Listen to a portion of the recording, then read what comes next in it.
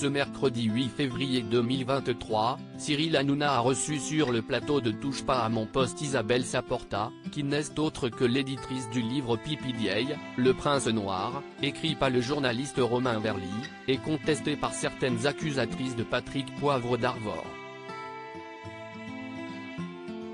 Interrogée sur l'ouvrage, elle est revenue sur les accusations visant l'ancien présentateur du journal de 20h sur TF1, remontant jusque 1995, l'année du suicide de Solène, la fille de Patrick Poivre d'Arvor.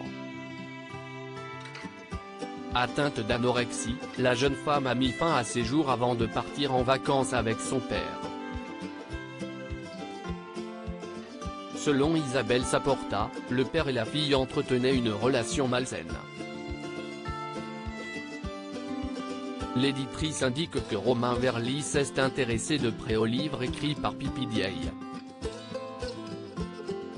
On se rend compte qu'il raconte tout. Il raconte tous ses fantasmes. Il raconte ses fantasmes sur les très jeunes femmes. Il raconte même les fantasmes qu'il a sur sa propre fille, qui s'est suicidée, en disant « je regarde ses seins ». Si est-il très gênant, confie-t-elle.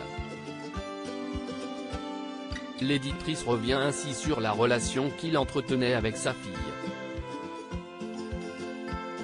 Ils avaient une relation fusionnelle. Parce qu'il adorait sa fille, on ne peut pas lui reprocher.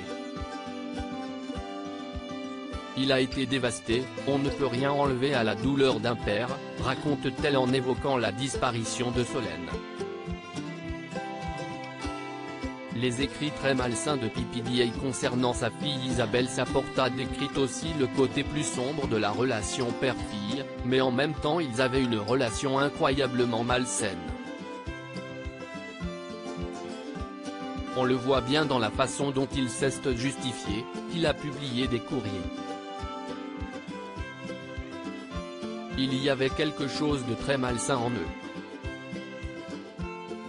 Dans ses ouvrages, il raconte la nudité de sa fille, ses seins. Est-ce qu'un jour elle sera dans les mains d'un autre homme? Il avait des rapports au moins avec des visées incestueuses sur cet enfant. Des révélations très choquantes qui devraient faire réagir.